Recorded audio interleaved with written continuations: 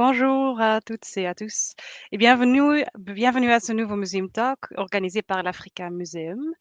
Aujourd'hui, on a le plaisir d'accueillir Daniela Waldboga, qui va nous parler du sujet des ex-mineurs à Lubumbashi en RD Congo et la question de la nostalgie. Et cette communication porte sur son projet de recherche parmi et avec le collectif des ex-agents de la GECAMINE, ex-ouvriers de l'ancienne Union minière du Haut-Katanga, à Lubumbashi en RDC. En 2003, ces mineurs ont perdu leur emploi suite à un accord entre le gouvernement congolais et la Banque mondiale pour libéraliser le secteur minier. Et le projet de livre actuel de Daniela se base sur les données de séjours de recherche à Lubumbashi et se concentre notamment sur la nostalgie des anciens mineurs. Daniela Waldburger est maître de conférences en linguistique et le Swahili plus précisément au département d'études africaines de l'Université de Vienne. Et ses centres d'intérêt en matière de recherche comprennent entre autres la sociolinguistique, les questions relatives à l'utilisation ou la mauvaise utilisation de la langue et du pouvoir, la langue et la littérature swahili et des approches plus inclusives dans les méthodes de recherche. Voilà, je cède la parole à Daniela Waldburger. Merci beaucoup, Eline, pour votre aimable introduction et pour l'occasion qui m'est donnée aujourd'hui de parler de mes recherches dans le cadre des Museum Talks. Merci également à tous celles et ceux qui sont en ligne aujourd'hui et qui passent leur pause avec nous. Comme Eline a dit, je vais parler de mon recherche et les ex-ouvriers de l'Union minière du Katanga. Et leur vie est marquée par un grave déclin économique qui se traduit par une immense nostalgie. C'était bien à l'époque est une phrase qui revient très souvent.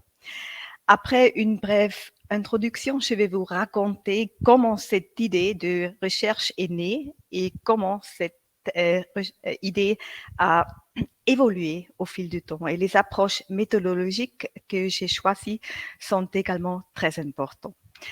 La phrase « c'était bien à l'époque » qui est revenue très souvent pendant nos échanges me servira de parler de deux points. Premier, des stratégies pour faire face à la perte des revenus qui ont radicalement changé la perception de la vie parmi les ex-ouvriers, et deuxième, de leur récit comme une stratégie de lutte pour obtenir une indemnisation après la perte de leur emploi en 2003. Et la question, que pouvons-nous apprendre de ce projet de recherche et pourquoi est-il peut-être aussi important pour la relation entre la Belgique et de la RDC, peut être une bonne base pour la discussion après la présentation. Qui est donc au centre de cette recherche? Les anciens mineurs qui sont au centre de ce projet de recherche ont perdu leur emploi en 2003 dans le cadre d'un accord avec la Banque mondiale visant à sauver l'entreprise minière en déclin. Ils ont commencé leur carrière entre la fin des années 1950 et les débuts des années 1970 et ont connu une vie de travailleurs caractérisée d'une part par un contrôle total exercé par la compagnie minière sur tous les aspects de la vie, et d'autre part par le fait qu'on leur fournissait tout, logement, nourriture, loisirs, soins de santé, scolarité, etc. Et j'ai mené les recherches pour cette étude dans le cadre d'un projet où nous avons examiné les logements ouvriers dans l'Afrique coloniale et postcoloniale. Et l'objectif global de ce projet interdisciplinaire était d'explorer comment le logement lié à l'emploi servait comme d'outil pour l'Empire. Le logement nous a servi de lentille pour nous engager dans l'exercice du pouvoir et de la domination sur les sociétés afin de discipliner les usos coloniaux après les citoyens. Et nous nous sommes concentrés sur ce que l'on appelle l'ère du développement, ça veut dire des années 1940 jusqu'aux années 1970. Et dans ce cadre de ce projet, mon objet au début était d'analyser les logements liés à l'emploi offerts par l'Union minière, plus tard appelé GECAMIN, à ces travailleurs à Lubumbashi. J'ai perçu le logement fourni par le plus important employeur de région comme l'une des principales mesures de contrôle des travailleurs. Néanmoins, le manuscrit du livre que je viens de terminer a pour titre C'était bien à l'époque, mais l'avenir eco sombre negotiating nostalgia with and among ex-mine workers in Lubumbashi. Et comme vous pouvez le deviner d'après le titre, j'ai adapté l'objectif au cours du processus de recherche et il y a des raisons à cela. Juste un bref aperçu et j'aborderai les différents domaines. Il y a 3 sources différentes que j'ai analysées.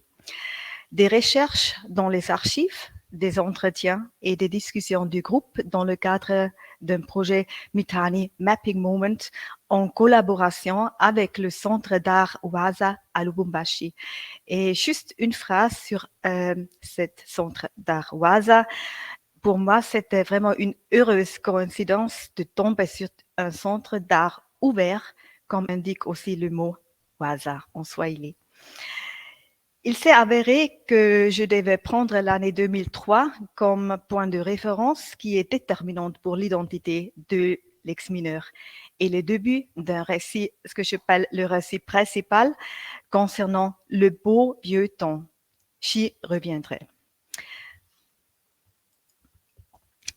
J'ai commencé par un travail de recherche dans les archives de l'entreprise de l'Union minière à Bruxelles, à la recherche de matériel couvrant des sujets comme le logement et la vie quotidienne. La plupart des données proviennent donc des procès-verbaux du service de la main-d'œuvre, un mot que je refuse, comme vous aussi je pousse de dire, donc vous voyez, on a appelé ce service comme ça.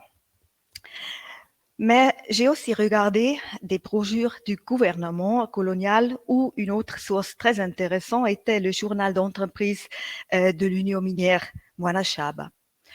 Mwanashaba est le terme en swahili pour décrire un travailleur du cuivre. Et comme le nom du journal l'indique, les lecteurs potentiels étaient les travailleurs des mines de cuivre de l'Union minière. Ce journal contient des informations sur l'entreprise, des pages de distraction, des devinettes, des informations sur le mode de vie, des rapports sur d'autres pays, des lettres à la rédaction, des informations sur la situation politique, etc. Les décisions et les stratégies de l'Union minière pour loger sa main-d'œuvre, contrôler sa vie, ses loisirs, etc., pourraient être qualifiées comme un projet d'ingénierie sociale. Et parmi ces nombreuses mesures allant dans ce sens, je n'en évoquerai que 2 brièvement, et simplement pour vous montrer comment la vie des mineurs était dirigée et comment ils étaient socialisés. Parce qu'à mon avis, ces expériences sont déterminantes dans la manière dont le fort sentiment de la nostalgie est né parmi les ex-ouvriers. Donc, je vais maintenant parler brièvement de l'importance d'habitation planifiée par la société minière et du rôle attribué aux femmes dans ce contexte. L'entreprise avait logé les mineurs dans un quartier à part, loin des colons et des blancs qui se trouvaient à Elisabethville à l'époque. Et ce, pour des raisons d'hygiène, afin de maintenir ce qu'on appelait un cordon sanitaire. Vous voyez sur la photo à gauche une image de début, l'image date de 1928, beaucoup de petites maisons qui correspondaient à l'idée d'un logement approprié pour une petite famille proche du modèle belge. Ce quartier, appelé aujourd'hui Cité GECAMIN, existe toujours et la plupart de mes interlocuteurs y vivent. Sur la photo à droite, vous voyez des traces de l'époque. Ils sont toujours visibles. Le nom du avenue Loufira de l'époque. Et seulement les habitants ont maintenant adapté les maisons, par exemple en construisant de petits commerces avant, afin d'obtenir de nouveaux revenus. Dans les archives, j'ai découvert de nombreuses façons dont la compagnie minière belge et l'État colonial, qui était aussi propriétaire de cette compagnie minière, ils ont essayé de façonner les travailleurs, leurs familles et la génération suivante en fonction de leur idéologie. L'un des nombreux exemples est leur tentative de promouvoir la famille nucléaire. Par exemple, dans chaque rapport annuel, il y avait un paragraphe sur le parasitisme qui faisait référence à la lutte de la compagnie contre l'acceptation des secondes épouses de travailleurs dans les compagnies. Dans l'ensemble, les documents d'archives m'ont permis de conclure que l'entreprise utilisait une approche paternaliste pour former la main-d'œuvre dont elle avait un besoin urgent. Je m'attendais donc à ce que ces tentatives de l'entreprise de façonner et de contrôler l'état de l'esprit des travailleurs pendant la période coloniale et postcoloniale ait laissé des traces parmi les travailleurs jusqu'à aujourd'hui. Et comme deuxième exemple de cette ingénierie sociale, les rôles que l'Union minière a attribués à la femme. Et je me limiterai bien sûr ici à un seul aspect de ce rôle, bien qu'il y en ait des multiples. Les mesures civilisatrices de l'Union minière étaient promues par les articles publiés dans le journal de l'entreprise Mwanashaba.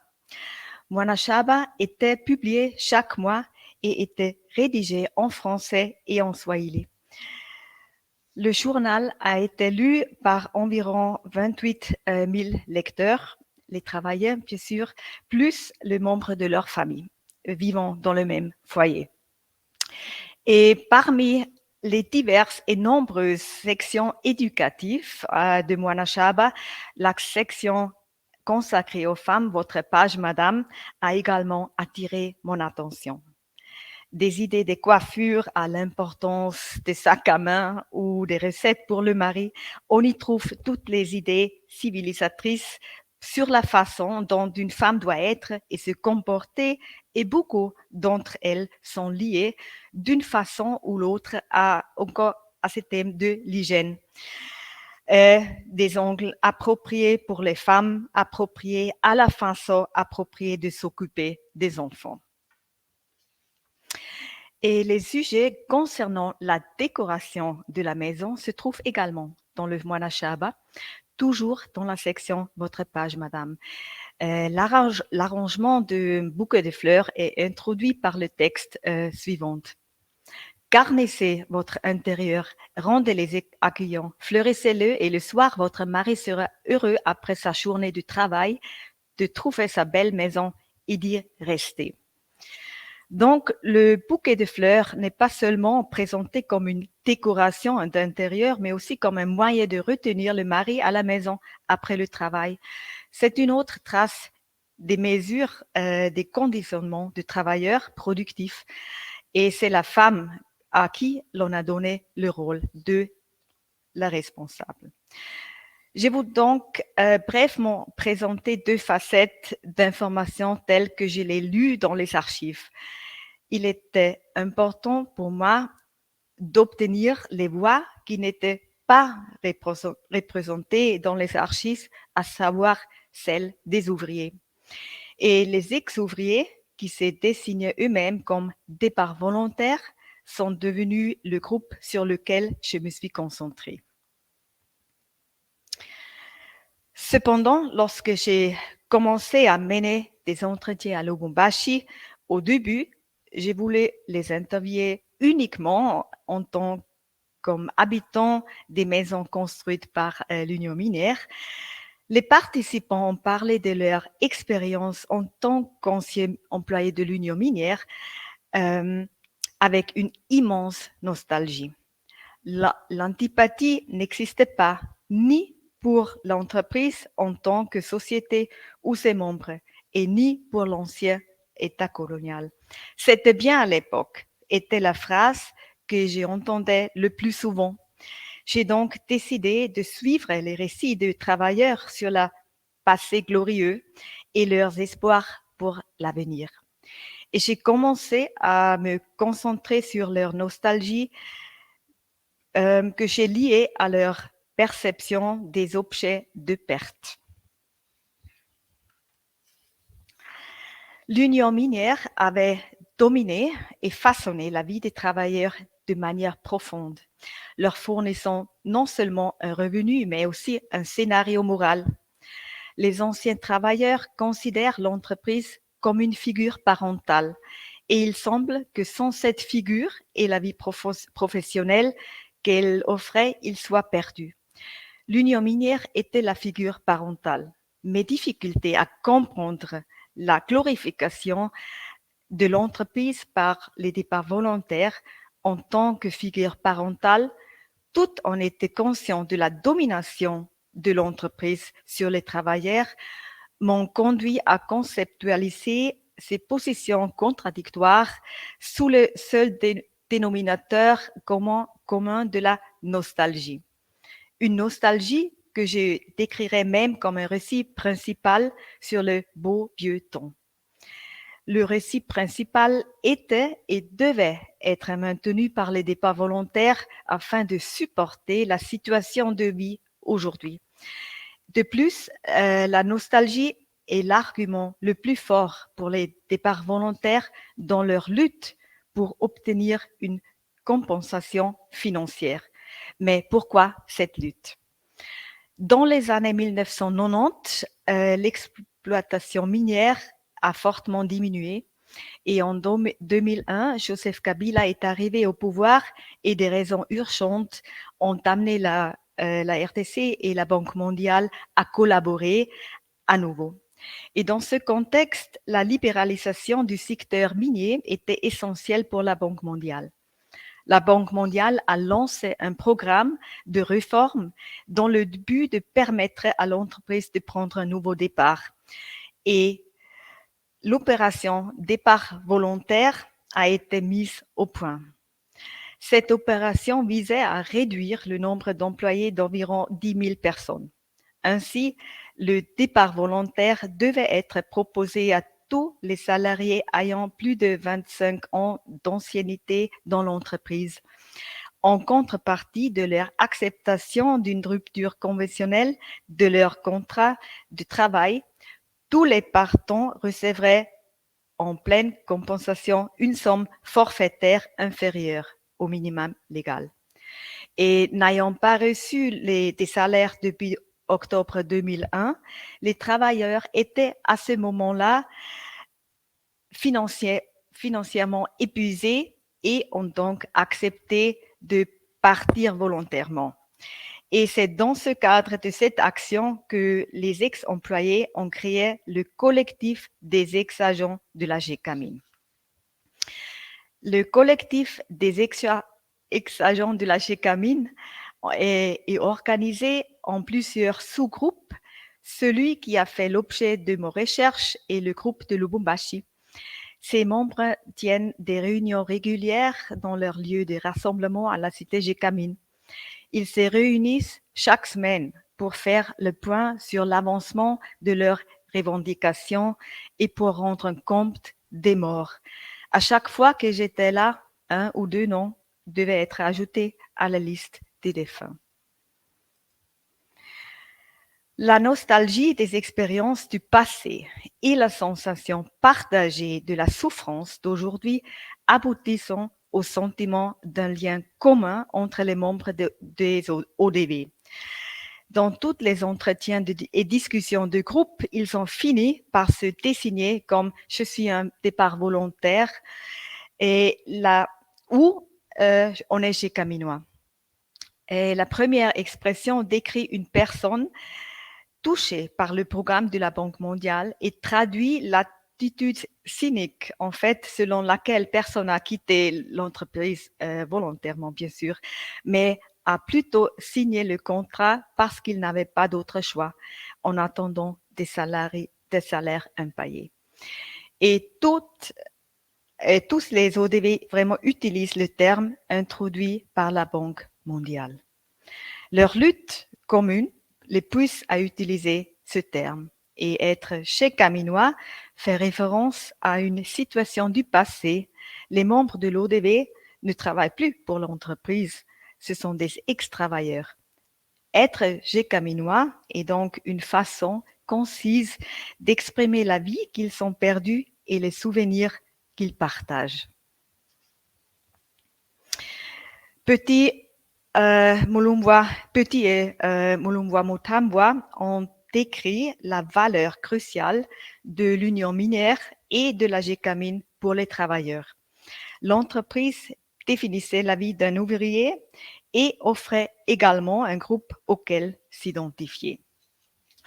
La vie vivait au rythme de l'union minière chez Camine, qui régissait la vie de son personnel de la naissance à la mort. L'entreprise les logeait et les nourrissait, envoyait des missions à la campagne pour chercher des conjoints pour les travailleurs, éduquer leurs enfants, planifier leurs loisirs, etc. Un proverbe disait que l'union minière, ou alternativement le travail salarié, est le père et la mère, ou en swahili, l'union minière kajin jo baba jo mama. Et Dibwe Diamembu a aussi interviewé les membres de l'ODV déjà en 2005, 2 ans après la création de l'association. Et ce qu'il rapporte est très similaire à ce que j'ai entendu environ 15 ans plus tard. À l'époque, c'était bien. Les sujets soulignés par les personnes interrogées par DIB font d'une part référence à des objets matérialisés, ça veut dire le salaire, les rations alimentaires, le droit aux vacances, la gratification et l'immobilier, et donc à des avantages auxquels tous les travailleurs avaient droit. D'autre part, la personne interrogée mentionne également qu'elle correspond à la gratification comme un signe d'appréciation pour le travail qu'elle a effectué et souligne aussi ainsi les aspects immatériels, comme le fait d'être un travailleur apprécié et respecté, qui sont tout aussi importants. Ce qui m'intéressait, c'était donc de savoir ce qui se cachait derrière le récit et à quel objet perdu il faisait référence. Les objets de perte lesquels j'ai identifiés à partir des entretiens réalisés lors des 2 premiers séjours de recherche sont les suivantes. Toutes les questions qui sont liées à la stabilité, toutes les questions qui sont liées à Heshima, respect, et beaucoup de questions qui sont liées à l'identité. Mon souhait était de discuter ma compréhension des sujets abordés lors des entretiens avec mes partenaires de recherche, et ça était devenu très très important et incontournable parce que ce sont leurs voix qui étaient importantes pour conceptualiser et recalibrer mes premières conclusions, comme vous le voyez. Et permettez-moi de commencer mes réflexions méthodologiques par vous raconter quelque chose que j'ai observé après mon 3e séjour à Lubumbashi en visionnant les enregistrements des vidéos et des discussions du groupe avec les ex-mineurs que j'avais organisés dans le cadre de Rupogé. Notamment cette phrase, « Elle a bien répondu ». Cette phrase, je l'ai découverte quelques mois après l'enregistrement, alors que j'ai parcouru le matériel filmé. Et je reviendrai un peu plus tard. Cette phrase a été difficile car d'une minute à l'autre, elle remettait en cause la manière dont j'avais jusqu'alors lu et compris les données recueillies lors des discussions du groupe. Cette phrase était prononcée par un participant qui évaluait la déclaration d'une autre participante et il a prononcé en me regardant. Donc, répondre bien à une question ou à un sujet signifie qu'il pouvait y avoir une mauvaise façon de réagir. Mais à quoi? Cette phrase m'a donc obligée à creuser davantage ce qui se passait pendant les discussions. J'avais influencé de manière décisive les discussions. J'ai présidé les discussions. Je suggérais des sujets et j'ai demandé des éclaircissements. J'étais une voix prépondérante, mais pas la seule.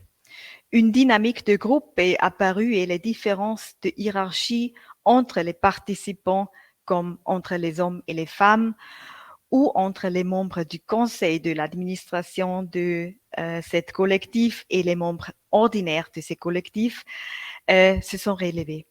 Mais cette phrase m'a amené à comprendre que les participants suivaient plus ou moins un récit qu'ils voulaient me transmettre et que j'avais déjà entendu plusieurs fois auparavant. J'étais utilisée pour le formuler de manière provocante et négative, car j'avais utilisé les ODV pour mon projet de recherche. En revanche, pour le formuler de manière positive, ils n'étaient pas réduits au silence ni limités dans leur pouvoir d'action.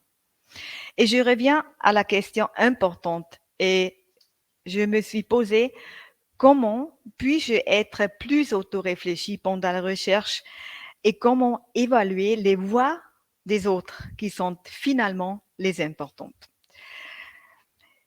Il est important de reconnaître que produire des comptes rendus de recherche meilleurs et moins déformés était et est toujours mon idéal, mais qu'il y avait un obstacle à sa réalisation.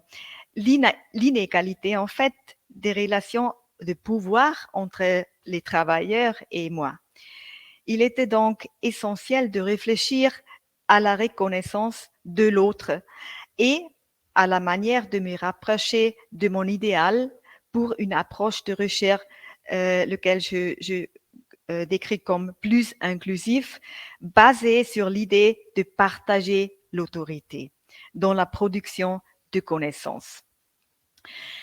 Et pour sortir de ce dilemme, j'ai compris l'intérêt de l'ODV à me considérer comme un médiateur de la transmission du récit principal. Ça, c'était bien à l'époque. Et cependant, je suis consciente que ce n'est que parce que j'ai initié la recherche qu'ils ont pu placer certains de leurs espoirs en moi. J'étais toujours celle qui leur donnait cette opportunité, ou pour le dire autrement, j'étais celle qui revendiquait activement leur action et réaction. Le point de départ serait, selon moi, de partager mon matériel avec ceux qui sont au centre de la recherche, de leur offrir, ou au moins partiellement, l'accès à un matériel qu'ils n'auraient pas pu consulter autrement. Et j'ai ainsi essayé d'être transparente sur la façon dont j'ai obtenu mes informations et sur le type des matériels d'archives que j'ai collectés jusqu'à présent et qui m'a servi de base pour les questions posées lors des entretiens, afin que les examineurs aient un aperçu de mon processus et de mes méthodes de recherche.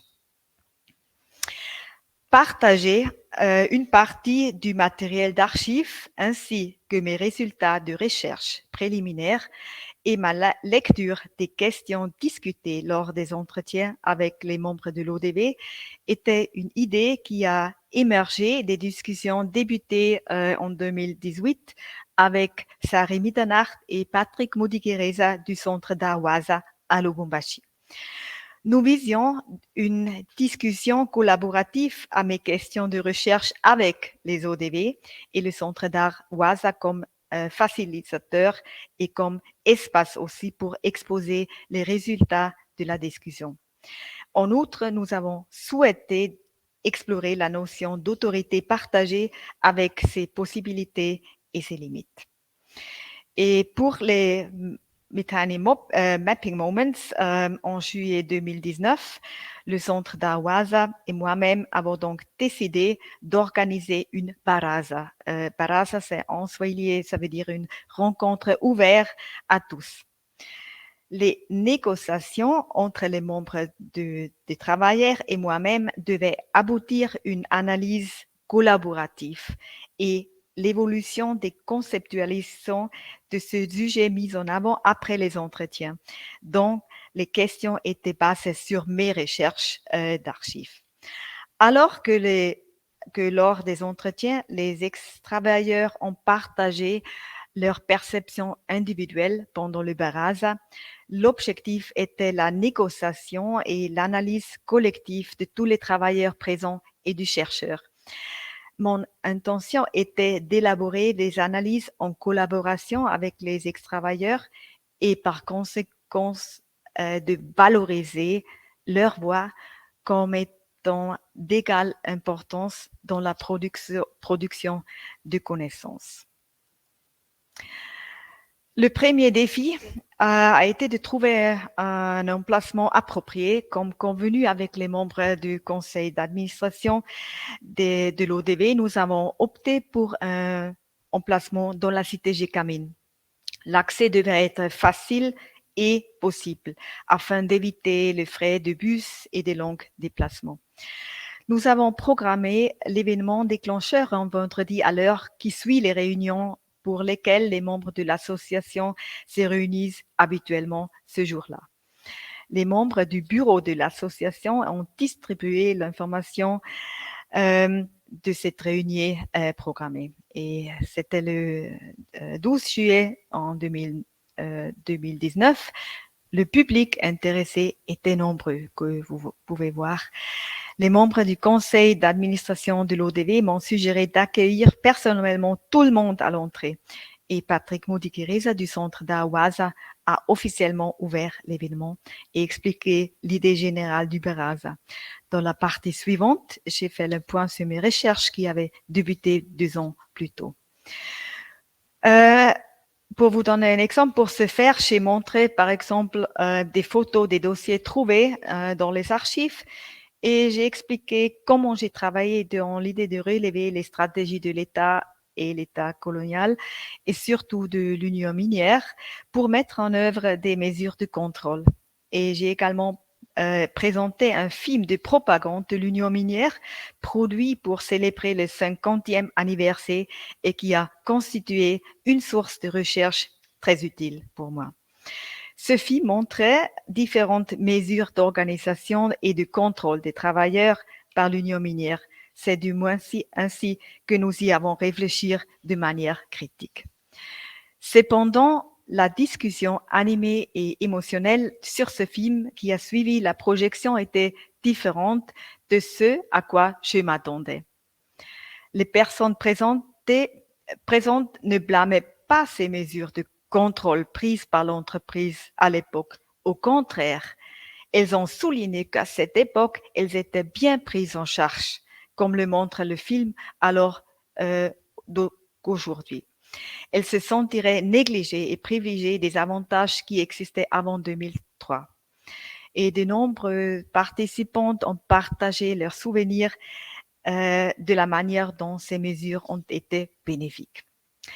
Discuter ce film s'est donc avéré être le premier moment où le partage des pensées a contribué à récalibrer mes hypothèses concernant la position des travailleurs. À un autre moment de l'événement, j'ai expliqué à l'auditoire la grande importance pour le projet de recherche des entretiens que j'avais menés auparavant avec plusieurs d'entre eux.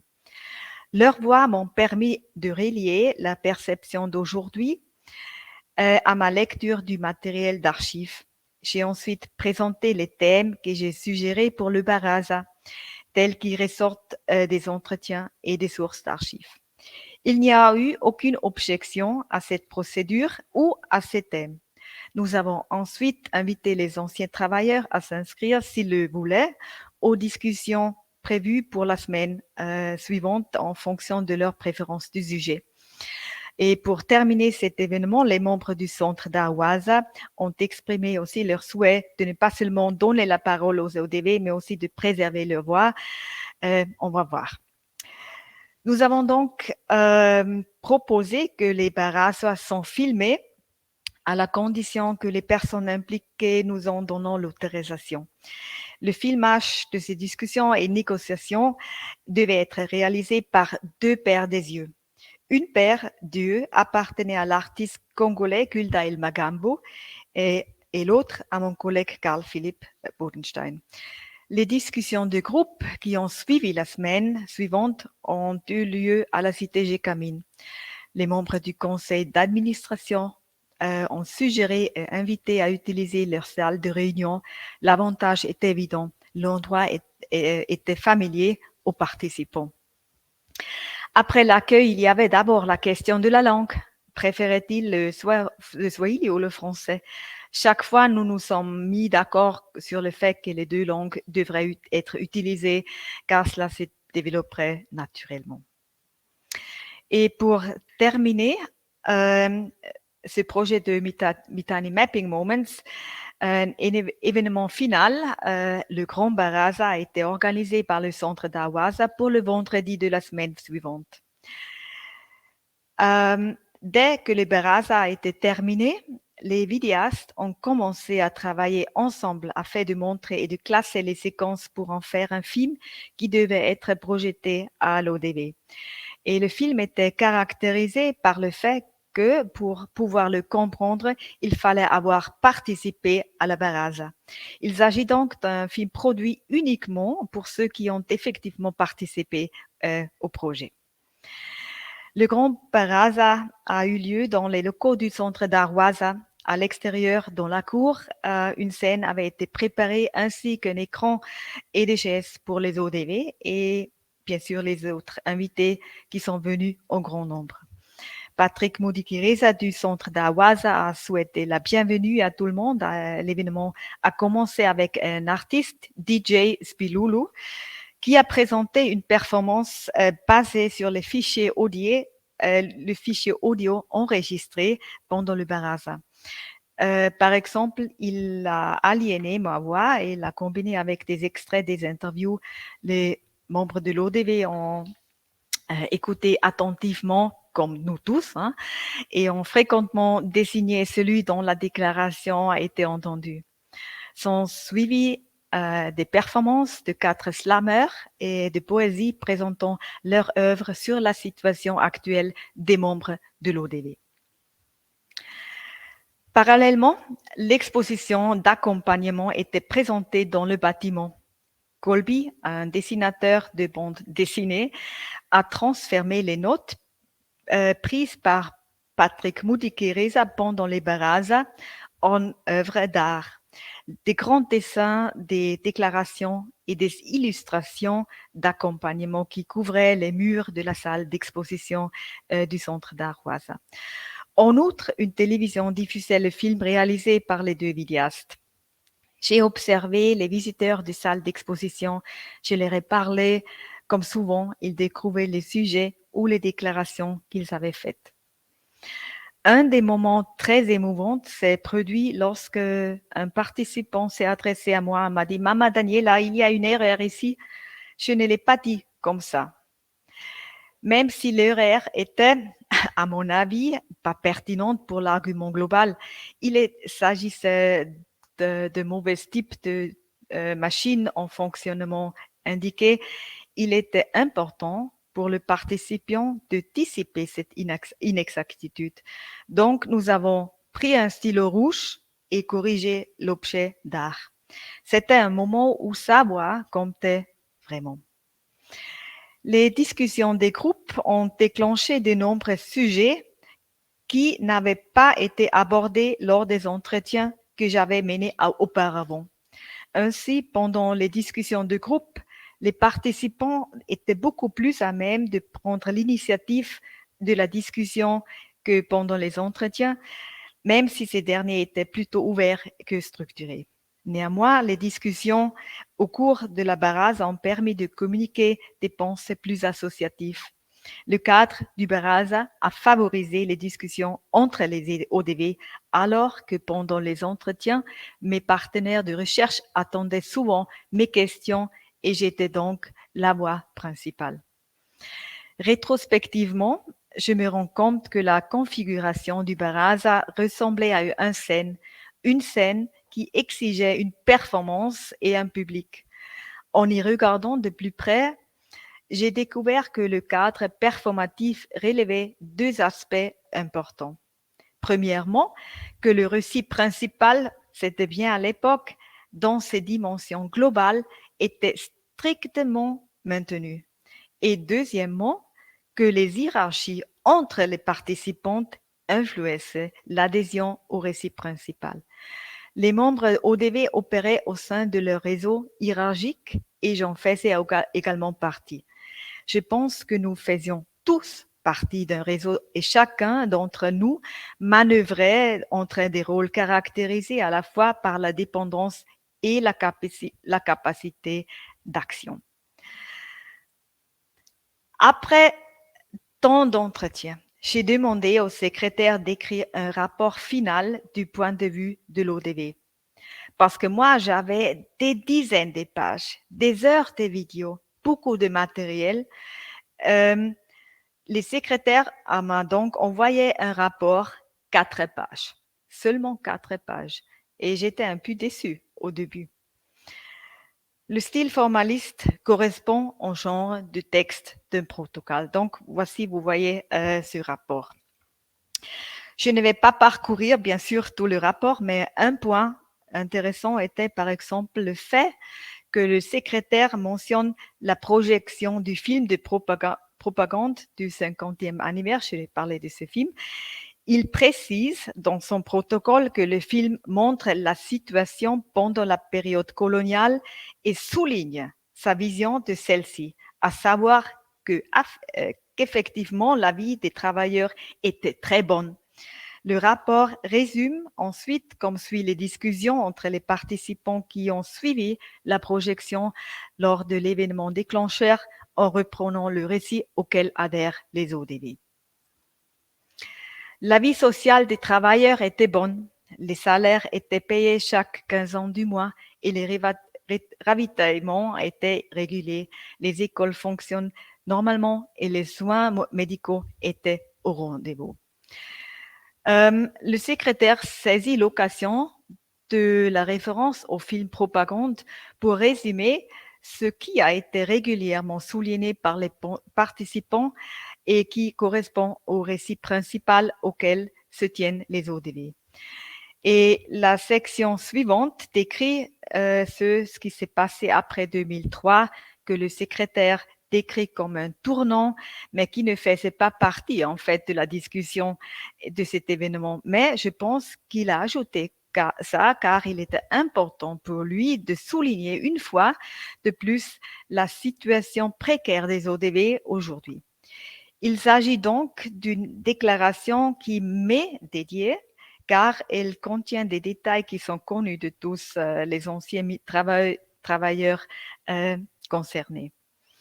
Or, ces détails n'ont pas été explicitement mentionnés lors de l'événement déclencheur. Par conséquent, cette déclaration doit me rappeler à nouveau, dans le rôle du chercheur ou chercheuse, les luttes des ODV. Les ex-travailleurs de la GECAMIN vivent actuellement dans la précarité qui n'a pas de nom. La vie sociale ne se justifie pas, tout a été jeté dans l'eau. Avant de mettre fin à la carrière, l'ex-travailleur de la GECAMIN en fait 36 mois d'arrière des salaires. Ensuite, des miettes payées à compte-coûte ont duré 6 mois. On payait 100 personnes par jour. Début au mois d'août 2003 pour clôturer en janvier 2004. Ou bien, le secrétaire a formulé les sujets de la Baraza de la manière qu'il jugeait correcte, pas ce qu'on a discuté. Et ce que je décrivais, par exemple, comme la surveillance, était décrit comme la sécurité. Ce que je voulais décrire comme les rôles des hommes et des femmes était décrit comme le mariage et le divorce. Et la phrase suivante conclut le rapport. En grosso modo, l'arrivée et le retour de mademoiselle Daniela Waldburger et monsieur Karl Philipp Bodenstein, le vidéaste, parmi les ex-travailleurs licenciés abusivement. Le secrétaire souligne avec les deux derniers mots que les ODV ont été traités injustement et que, au cours des événements de l'opération départ volontaire, ils ont été licenciés en se référant une fois de plus aux événements de 2003. Il suit ainsi une fois de plus le récit principal auquel adhèrent les ODV pour conclure le rapport sur les barrages et ce qu'on a fait ensemble. Et en conclusion, je peux donc affirmer que le secrétaire, au nom de l'ODV, n'accordait pas de l'importance aux mêmes choses que moi. Des lectures différentes de ces concepts, comme le fait que j'ai identifié les mécanismes de surveillance et ce qu'il était identifié comme la sécurité, ne sont pas discutés dans le rapport.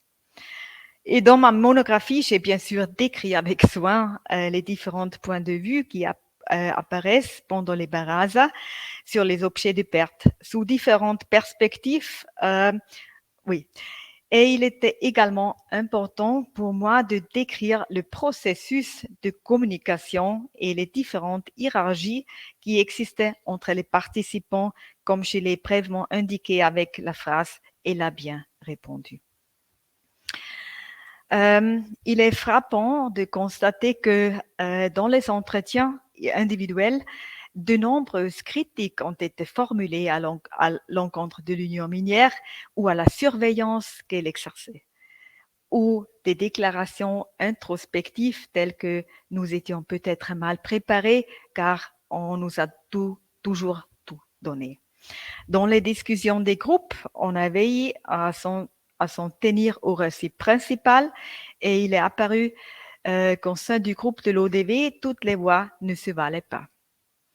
Et pour la présentation d'aujourd'hui, il était surtout important pour moi de montrer la tentative de partage de l'autorité et je pense qu'il est important pour la recherche de ne pas faire la recherche sur les autres, mais avec eux et d'essayer au moins de rendre leur voix audible. Malgré des déficits, je suis convaincue que cet espace partagé a généré une connaissance différenciée de la situation de l'ODV. Leur solidarité factuelle et émotionnelle, leur savoir de groupe et leurs archives privées s'ajoutaient au savoir sec des archives ont fait entendre la voix des ODV. Ils ont dit, vous êtes notre ambassadeur, notre espoir. Et ma réponse à leur attente légitime était que le mieux je pouvais faire était de canaliser leur récit dans un livre. Et leur message, le plus important était, c'était bien l'époque, mais l'avenir écho sombre. Donc, je vais m'arrêter ici. Merci beaucoup.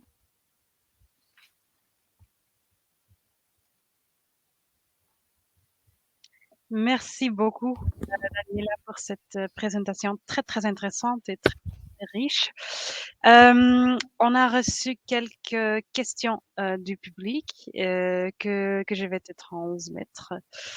Voilà, donc d'abord, peut-être une première question ou une félicitation, quelqu'un qui tient à te féliciter pour l'exposé. Et il se demande, concernant les rôles des femmes à l'Union minière, est-ce que vous pouvez citer d'autres rôles que les femmes ont joué? Merci pour la question. En fait, oui, ils étaient construits comme être responsables pour la productivité du mari.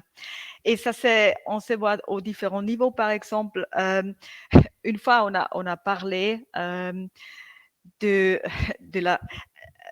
J'avais un ancien maître de l'école dans le groupe et il m'a fourni une liste des devoirs de la femme. Donc, par exemple, il a écrit la femme doit être soumise à la femme et avoir, comment on dit, sexe si on a besoin. Et tout c'était pour pour la productivité du mari. Et je pense que la compagnie minière a été tellement avait un tellement succès avec ça que même tous les hommes ont en fait réfléchi l'idée de l'union minière sur les femmes. Donc, oui, ils étaient toujours responsables pour les enfants, pour la maison, pour le mari. Et par exemple, aussi au Moyen-Âge avant, il y a beaucoup il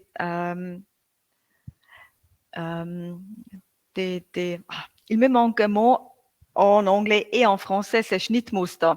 Je ne peux pas t'aider. OK.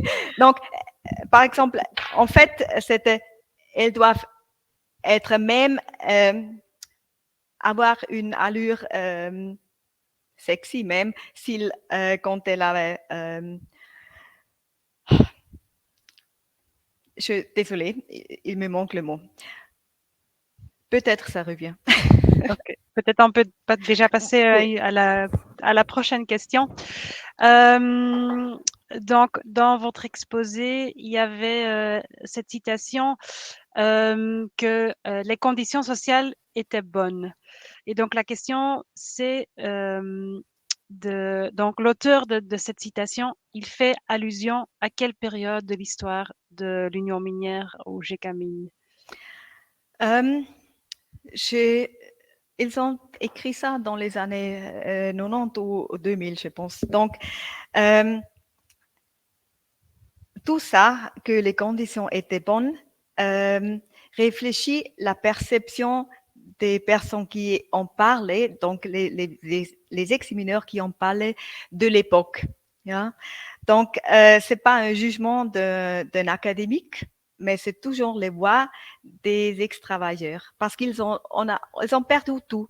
Donc, il y a une immense nostalgie sur le passé qu'on ne voit pas ce qui n'était pas bon à l'époque. Donc, cette phrase, les conditions étaient bonnes, ce sont les perceptions du travailleur qui ont perdu l'emploi en 2003. Ok. Je vois qu'il y a une autre question qui est un peu liée à celle qu'on a déjà posée concernant le rôle des femmes. C'est une question en anglais. Peut-être que je vais la lire d'abord en anglais et après on peut traduire. Donc, this person says, "Thank you for this very rich presentation. Could you tell a bit more about the place and voice of the miners' wives in your research? Did they speak in the Baraza? What are their views of the past? And what did the withdrawal of the Jekamin mean to them?" Donc, une traduction peut-être que je vais essayer. Donc, pouvez-vous nous raconter un peu plus sur la place et le rôle des femmes dans votre recherche? Est-ce qu'elles ont parlé pendant la Baraza? Et quels sont leurs regards sur le passé? Et comment est-ce qu'elles ont vécu la perte de leur emploi? Okay, I will answer in English, probably easier, so that the person who asked me the question will also understand. Yes, the women also took part of the Baraza, and it was actually, we thought a lot about it. Are we trying to make gender separated discussion groups, and we opted for just inviting those who wanted to join for a specific Baraza. For instance, when the topic was control or sécurité, so they just joined. And what I showed, but unfortunately I had not enough time today, what is very interesting, if you go deeper into what was said, I mean in terms of discourse analytical approach, you can see that the women are much lower in the hierarchy when it comes to turn taking, deciding on topics to talk about, and coming to the final decision. So, for instance, in one group we had the secrétaire who was always present taking notes. There was this teacher I mentioned, and the women, and the rest were women. The teacher, for instance, and the secrétaire, they insisted on using French. And the women, of course, they understood French, but they were the competence was much better in Swahili. And I tried to switch, or as it comes naturally, usually in Lubumbashi, but the teacher and the secretary insisted on French. They translated it to the women, and they didn't translate everything.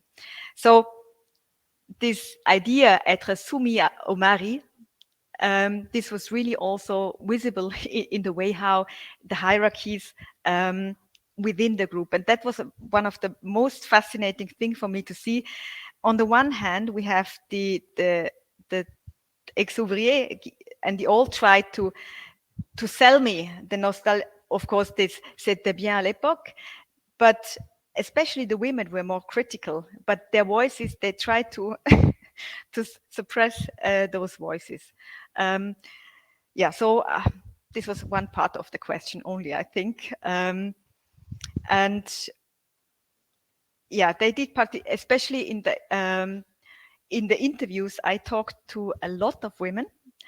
So the individual, and there I also had women who were having senior positions in the company, and of course they are in a completely different situation.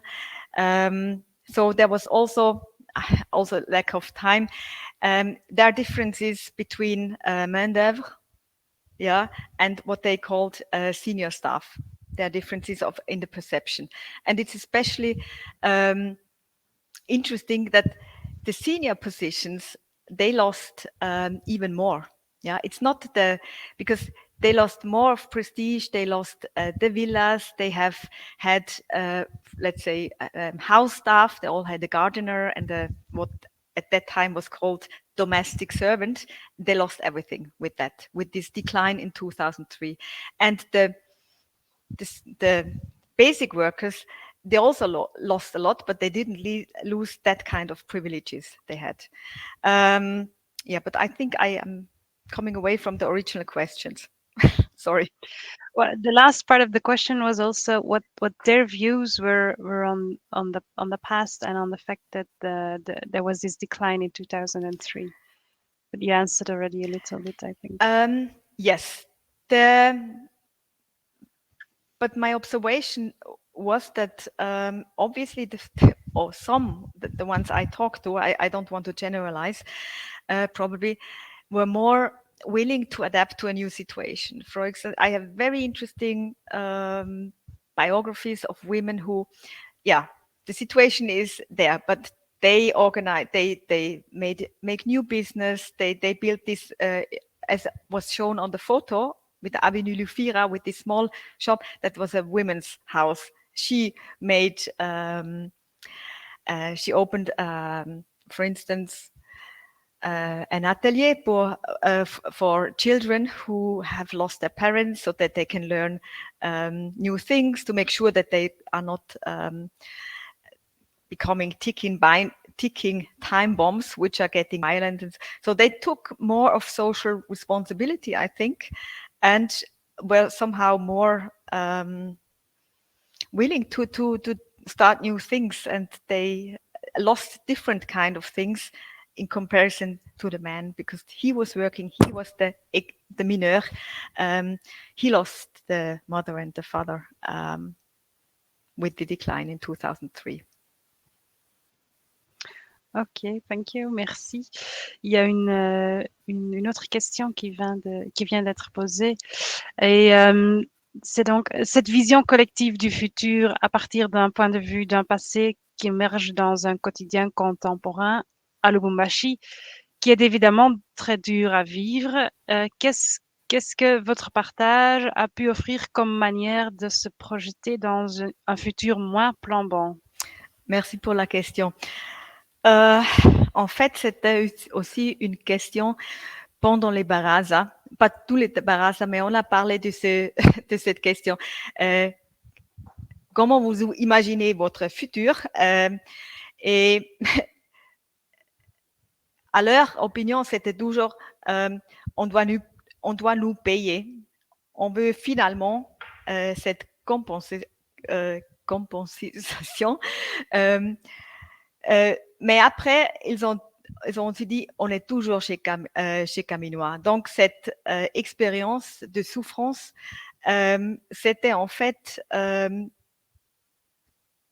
qu'ils ont imaginé pour le futur. Même si on... Et ils avaient aussi voulu que... par exemple, aujourd'hui, il y a toujours des mines. Là-bas, il y a toujours des compagnies minières. Et ils n'étaient pas d'accord parce qu'à l'époque, pendant l'union minière, les enfants de mineurs, ils sont allés à l'école dans le cité Gécamine et après, ils s'étaient déjà formés comme la nouvelle génération de mineurs. Donc, c'était prévu. Si on était mineur, on est devenu mineur comme enfant.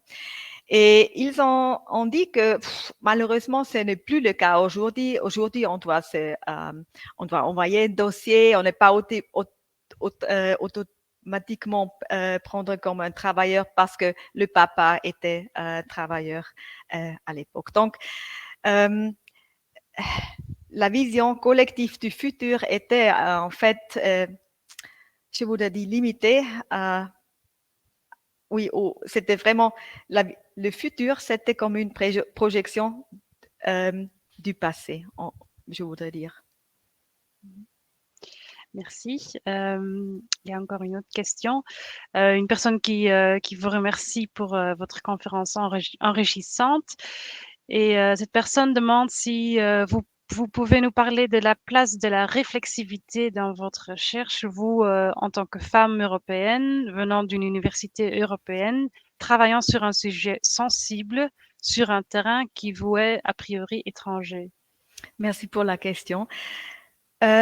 Oui, c'est la réflexivité est, à mon avis, très liée à la question de la positionnalité du chercheur, chercheuse, dans mon cas, dans la recherche. Dans le monographe, en fait, j'ai écrit un chapitre sur ma positionnalité qui est aussi la réponse sur la réflexivité. Donc, au début, il y avait 100 exemples. Mon premier rencontre, par exemple, avec les ODV, c'était presque violente parce que le président qui était prévu que je vais venir pour la première fois, je suis allée à Cité Gécamine après leur réunion chaque semaine et ils ont vu une femme blanche. Et parce qu'ils ont cette lutte depuis des ans, ils sont fatigués et finalement, il y avait une femme blanche qui était là, dans la Cité Gécamine. Donc, ils ont automatiquement pensé que je suis la personne du Banque mondiale. On m'a shouting, comment on dit? Crier? Oui, on m'a crié, on m'a presque attaqué parce que j'ai pas pris ça personnellement parce que je savais sur cette situation très difficile pour eux. J'étais seulement une surface, je voudrais dire, de projection que finalement, il y a quelqu'un qui est là. Oui. Mais on peut parler aux gens. Oui, ça a bien sûr pris beaucoup de temps donc, pour leur expliquer que je suis là pour des recherches et que oui, je vais parler avec eux, mais j'ai aussi l'argent, c'était toujours aussi quelque chose on a parlé parce que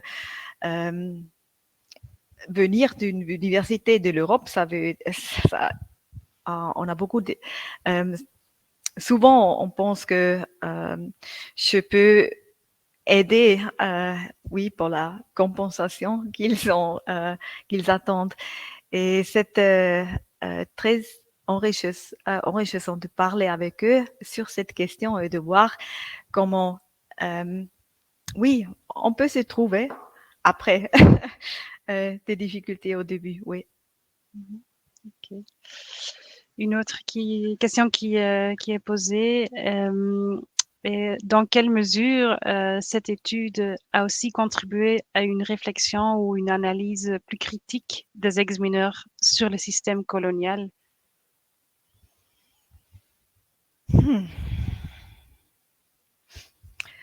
Merci pour la question, difficile question. Je pense, j'aime bien, comme je suis en fait linguiste, et j'aime bien de travailler avec des petits trucs de texte. Peut-être à être un peu plus critique, avoir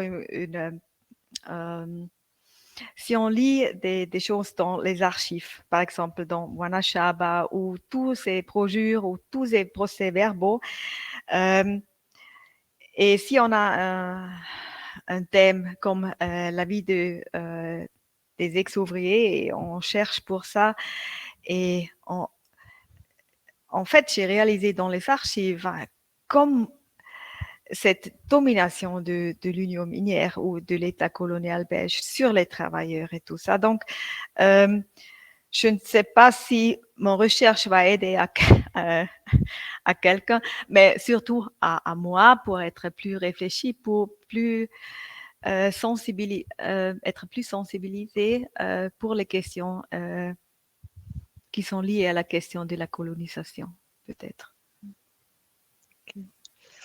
Et voilà, on nous reste peut-être le temps pour une toute dernière question. Avez-vous déjà eu l'opportunité de présenter cette étude aux autorités politiques congolaises, au Katanga ou même à Kinshasa? Non, pas encore. Merci pour cette question. Je pense que je vais après, parce que j'ai déposé cette monographe comme l'habilitation. C'est toujours quelque chose de très important pour la vie d'une académie. Mais après, je pense que je vais faire ça. C'est aussi quelque chose que j'ai dit aux EDB, après que je vais déposer ce rapport sur notre discussion. Et on verra si ça va aider, je ne sais pas. Mais au moins, on peut déposer ce livre. Ah, oui. Okay. Voilà, je pense arrive tout doucement à la fin de ce Museum Talk et je veux encore une fois vous remercier, Danielia, pour votre présentation et je remercie aussi celles et ceux qui nous ont suivis aujourd'hui. Et je vous donne rendez-vous pour le prochain Museum Talk qui aura lieu le 3 novembre et vous trouverez toutes les informations sur notre site web. Vous trouvez le lien dans le chat. Merci encore une fois et Merci à vous aussi. voilà, et une bonne après-midi à tous. Au revoir. Merci. Au revoir, merci beaucoup.